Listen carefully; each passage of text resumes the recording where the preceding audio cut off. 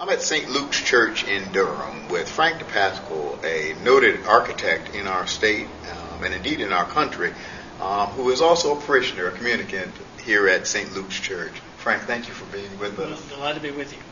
I've got two motivations. One is to introduce you so that the people of the Diocese of North Carolina might get to know you a little bit. But secondly, that they might get to know something about something that's deeply at your heart. Part of it has to do with the environment and stewardship of creation itself, and part of it has to do with the world of architecture and buildings and how they fit into the grand scheme of things. And this building that we're in happens to be one that you designed. You designed. Yes, I did. And what year was that? 1968. 1968. And we built it in 1970. 1970. When you studied architecture, you were at NC State? NC State, right. And while you were there, somebody famous came in the neighborhood. Oh, yes. I was taking a 5-year course in architecture at State, and Frank Lloyd Wright came by to visit in 1950. And he was really rather exciting and very, very informative. And in his discussions with us as students, he told us about the importance of the environment and how important it was to protect the environment as much as we could. He says life comes from the environment, and you need to know that. And so we got to protect it, and so we leave it for future generations. And it's an important thing that when you design your buildings, you make sure that you do as little as possible to destroy the natural environment, and that you pick sites. And if you can't pick a site that is free of too much landscape and trees and so forth, you need to protect those trees as much as possible and reduce them as much as possible. And that became a very important part of the architecture. Go ahead.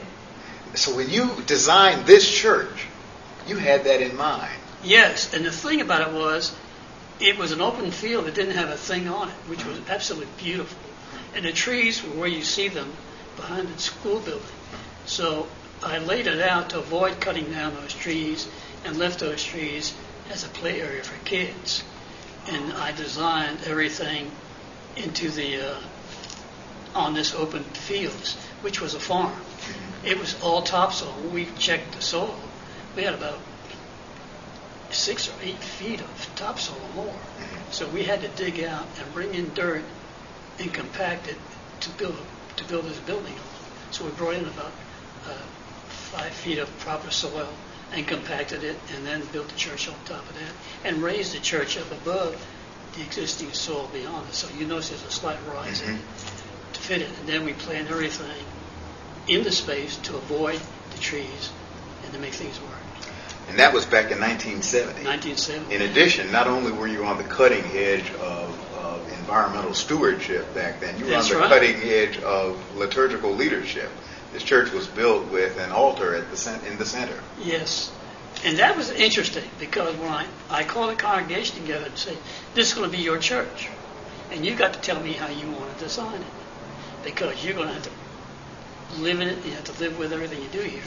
And they told me that the church that they had was 17 rows, and when you got beyond the 7th row, they couldn't hear or see anything, and they didn't want a church with more than 7 rows. Your career, and maybe more importantly, your ministry has been one of leading us into God's future in terms of the environment, so that there would be an environment for generations yet unborn to enjoy, in terms of liturgical worship with the Eucharist at the center of our worship, which was a forward thinking into the future. Now, all of our churches are Eucharistically centered. That was an innovation in your time. And now you've provided leadership in environmental stewardship in our diocese. You've published a workbook entitled Caring for Planet Earth, a manual to save humanity. I'd like to know a little bit about what we know part of the journey that got you here, but tell us about this and why it's important. Well, I did the original one I did one for the churches, and because it had a lot of religious connotation to it, other folks wouldn't use it. They felt like the church was trying to put something over on them. So I did this one to be so all people could use it, including even people who didn't go to church. There are people who didn't like church, but they were going to be, in a way, they were going to do what the church wanted to do. So, and then the state and the government were giving tax credits for doing certain things in your buildings and in your churches. And the tax credits were also good for churches. So if you use materials that would save you energy, you would do things to save energy, they would give you tax credits.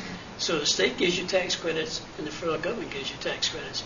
And in this book, I've listed the tax credits on the back page, showing what you need to ask for and where you can get that, and the name of the person at the state level who will come to your building, no matter what it is, and help you determine how you can improve your building with energy-saving devices, and you can use this book to make money. So this book can make you money as well as help you save energy and be part of God's creation. It's really magnificent answer to what we're trying to do in the state of North Carolina. And I was hoping, and we've sent out, we've had 2 printings of these things, and we've sent them out all over the state. In fact, they're in California. Canon Bishop Sally Bingham has a couple copies of this, and people up in Massachusetts, north of here, and other states, Michigan, so forth. So we've sent these all over the country, and we as a church are part of what's going on in the country. Well, I want to thank you, sir, for this witness of yours for a long time, and you have and are someone who is helping us walk into God's future. Well, we need to do it. We need to do it for future generations and our children and grandchildren. Yes, sir. Thank you, my friend. Thank you. God bless you. Thank you. God bless you for what you're doing. Thank you, sir. From St. Luke's Church in Durham.